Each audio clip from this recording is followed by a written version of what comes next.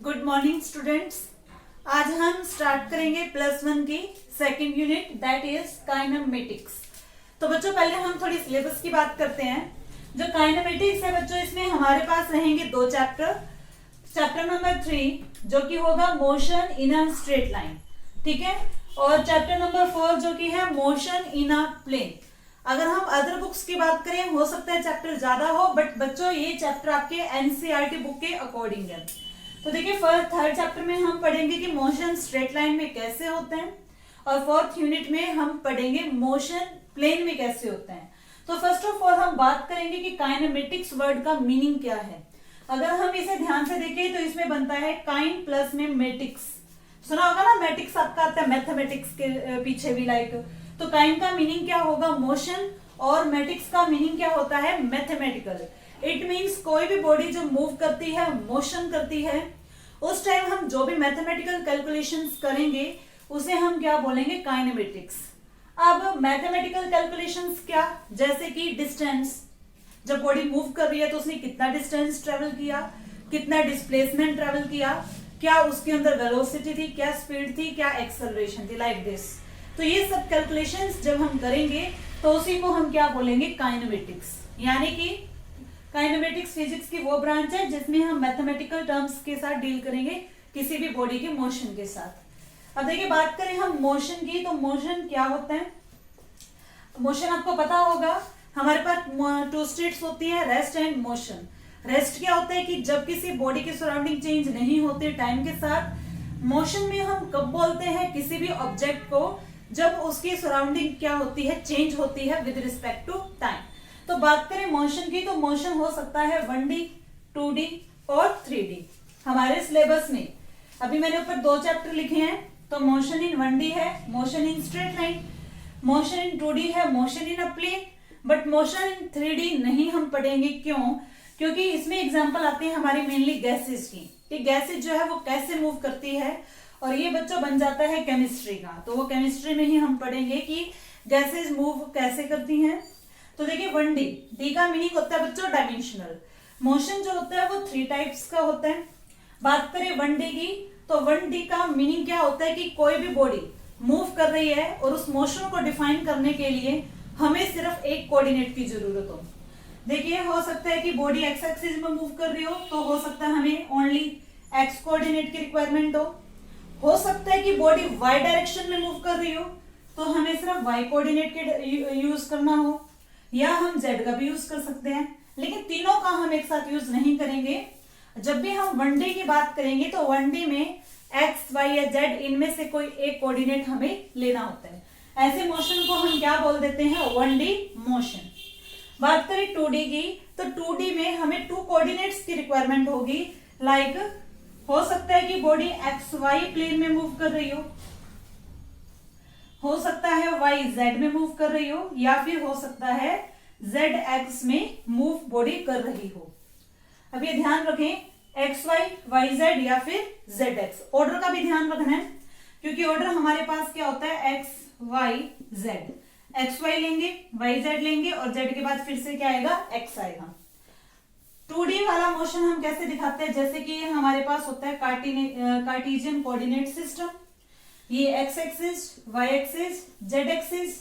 अगर पार्टिकल यहां मूव कर रहा है एक्स वाई प्लेन में, तो 2 कोऑर्डिनेट्स की रिक्वायरमेंट होगी। अगर हमारा मूव कर रहा है वाई जेड में, तो यहाँ पे जेड वाई की जरूरत होगी, सॉरी वाई जेड की। अगर यहां मूव करेगा तो जेड एक्स की। इट मीन्स 2D मोशन के लिए हमें कितने कोऑर्डिनेट्स चाहिए, 2। बात करें 3D की, तो 3D में हमें 3 कोऑर्डिनेट्स की जरूरत होती है। इट मीन्स हमें होगा एक्स, वाई और जेड। अब देखिए 1D की बात करें। अब बच्चों ध्यान रखना है, 1D मोशन के लिए कई बार हमने देखा होगा कि रेक्टिलिनियर का यूज होता है, एंड समटाइम्स क्या यूज होता है, ट्रांसलेटरी मोशन। तो ये कब यूज करेंगे, ट्रांसलेटरी कब यूज करेंगे, रेक्टिलिनियर, वो आपको थोड़ा सा डिफरेंस समझना है। जब भी हम पार्टिकल की बात करें, पार्टिकल की, जैसे कि कोई पार्टिकल स्ट्रेट पाथ पे मूव कर रहा है, पार्टिकल स्ट्रेट पाथ में मूव कर रहा है। जब पार्टिकल की हम बात करेंगे तो ये 1D है, एक लाइन के अलोंग मूव किया, लेकिन पार्टिकल है तो हम यूज करेंगे रेक्टिलिनियर। होता ये 1D ही है बच्चों दोनों, लेकिन पार्टिकल के लिए हम यूज करते हैं रेक्टिलिनियर और बॉडी के लिए हम क्या यूज करेंगे, ट्रांसलेटरी मोशन। जैसे कि रोड पे कार मूव कर रही है, car moving on straight road, सीधा रोड है, क्योंकि हम 1D की बात कर रहे हैं, तो ऐसे मोशन को हम क्या बोल देंगे, ट्रांसलेटरी। तो ध्यान रखिए, रेक्टिलिनियर यूज होगा पार्टिकल के लिए, ट्रांसलेटरी यूज होगा बॉडी के लिए। बात करें एग्जाम्पल की, like car moving on straight road, example है 1D मोशन का। बात करें 2D मोशन की, तो 2D में भी देखिए क्या होगा, जैसे कि कोई पार्टिकल है या कोई बॉडी है, वो सर्कल के अलोंग मूव कर रही है लाइक दिस, ठीक है, तो ये क्या होगा, 2D मोशन होगा। अगर सर्कल में पार्टिकल मूव करता है तो हम क्या बोलेंगे, सर्कुलेटरी मोशन। है ये 2D ही, लेकिन जब बॉडी मूव करेगी तो हम क्या बोलेंगे, रोटेटरी। और ये आपके +1 में एक यूनिट भी है जिसका नेम है रोटेशनल मोशन। रोटेशनल मोशन आएगी यूनिट नंबर 5 है, तो वहां पे हम रिजिड बॉडीज की बात करते हैं। इट मीन्स जब पार्टिकल की हो तो सर्कुलेटरी बोला जाता है 2D मोशन को, और बॉडी हो तो हम क्या बोलेंगे, रोटेटरी। अब बात करें एग्जाम्पल की, like insect moving on floor. Floor क्या होता है, फर्श। अब फर्श पे कोई कीड़ा या कोई भी इंसेक्ट मूव कर रहा है, तो फ्लोर क्या होता है, 2 डायमेंशन होते हैं उसकी, लेंथ और ब्रेड्थ। इट मीन्स वो किस टाइप का मोशन होगा, 2D होगा, ठीक है। उसके बाद आता है 3D। अब 3D में क्या होगा, देखिए अगर पार्टिकल मूव करता है तो उसे हम क्या बोलते हैं, ऑसिलेटरी। जैसे कि क्या होता है, मीडियम, जैसे कि एयर है, एयर में पार्टिकल्स है, वो एक मीन पोजीशन के आगे पीछे मोशन करते हैं, ऐसे मोशन को हम क्या बोलते हैं, ऑसिलेटरी। लेकिन अगर कोई बॉडी वाइब्रेट करे तो हम उसे क्या बोलेंगे, वाइब्रेटरी। देखा होगा जैसे कि पेंडुलम, वॉचेस के नीचे पेंडुलम होते हैं, 1 आवर बाद इसकी वाइब्रेशन होती है। इट मीन्स जब कोई बॉडी मूव करेगी तो हम बोलेंगे वाइब्रेटरी मोशन, और कोई पार्टिकल मूव करेगा तो हम क्या बोलेंगे, ऑसिलेटरी। तो वो होता है हमारा 3D मोशन।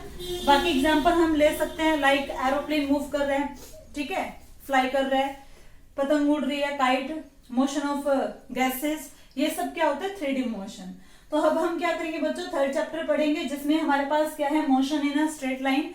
इसमें हमारा क्या रहेगा, लाइक डिस्टेंस, जब कोई बॉडी मूव करती है कितना डिस्टेंस ट्रेवल किया, क्या उसमें डिस्प्लेसमेंट है, वेलोसिटी, स्पीड, उनके टाइप्स, एक्सेलरेशन, रिटार्डेशन, उनके वेरियस ग्राफ, फिर हमारे पास है इक्वेशंस ऑफ मोशन।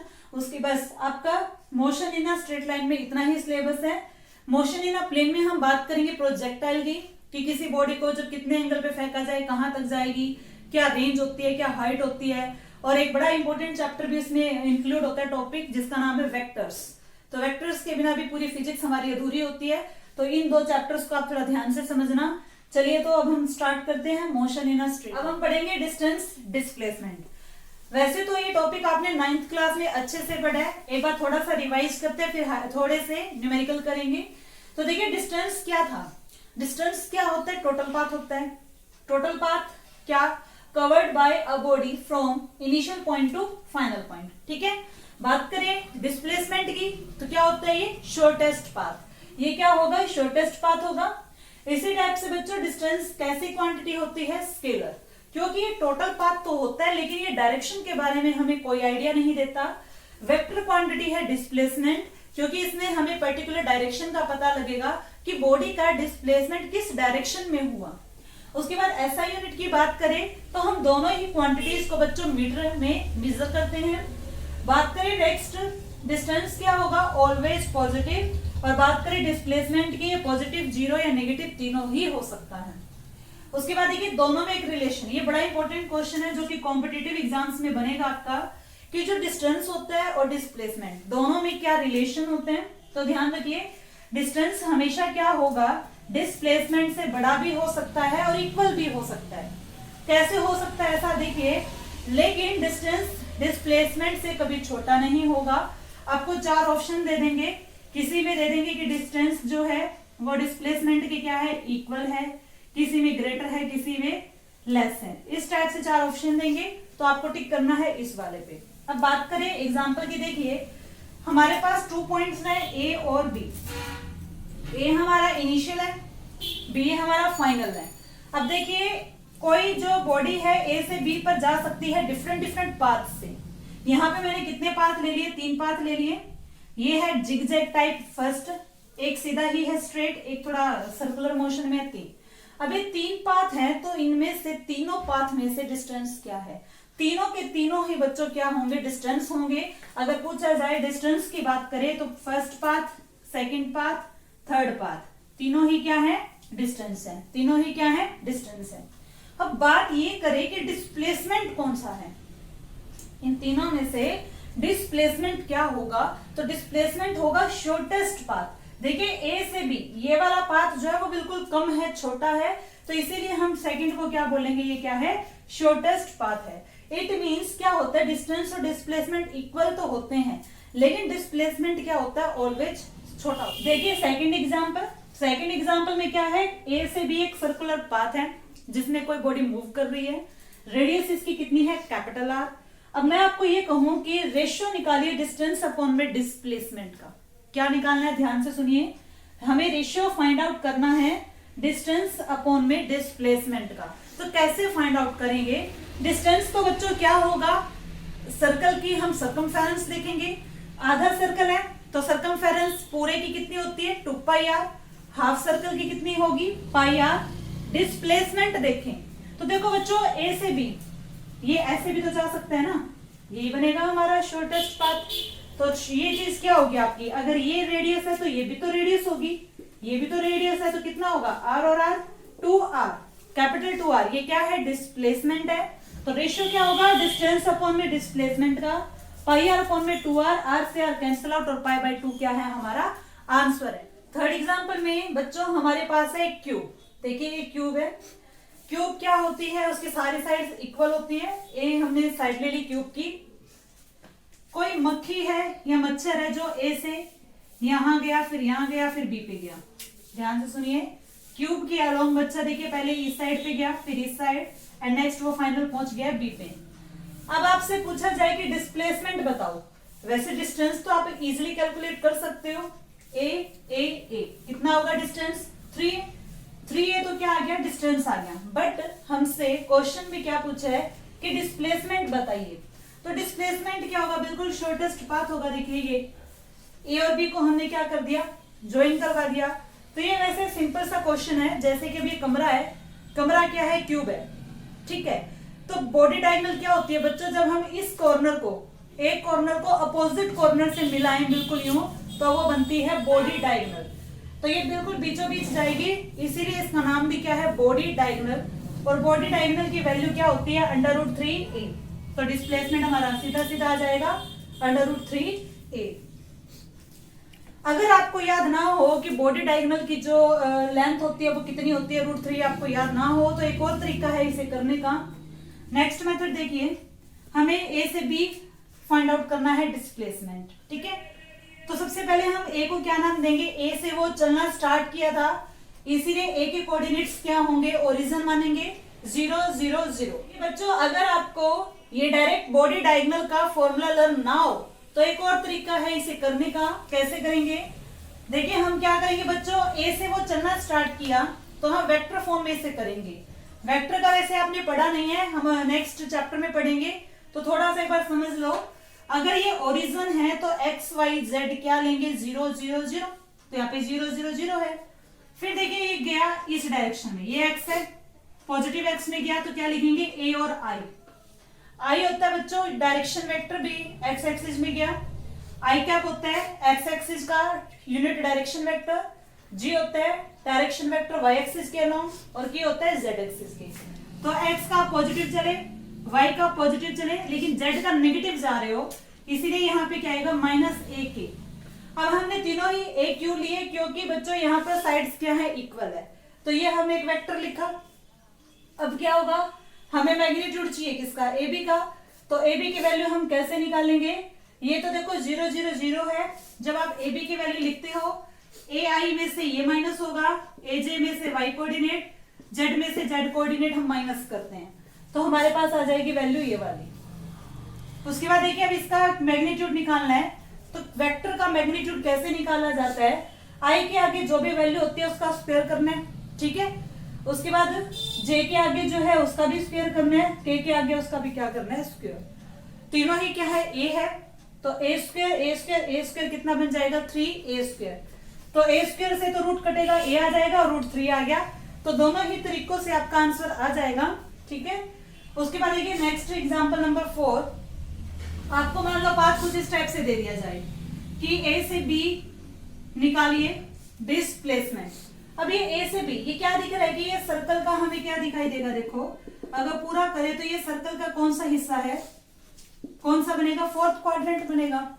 यानी कि 1/4 ऑफ सर्कल में आपको क्या निकालना है, डिस्प्लेसमेंट निकालना है।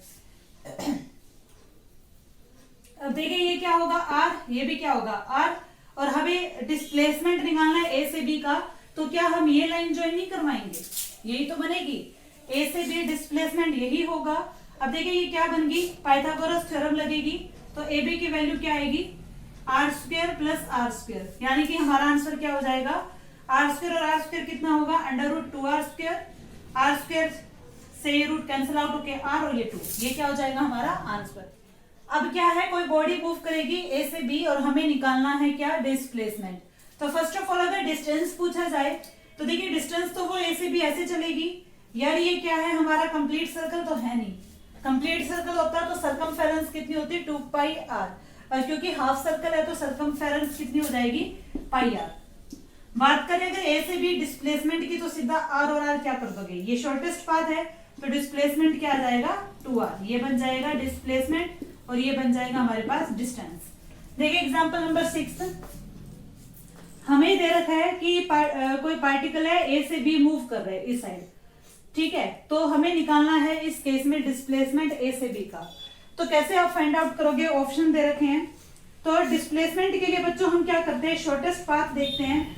ये एंगल हमें गिवन था 120 डिग्री, तो शॉर्टेस्ट पाथ निकालने के लिए हम क्या करेंगे, ए से बी जाने। ठीक है, तो यानी हमें ये वैल्यू निकालनी है।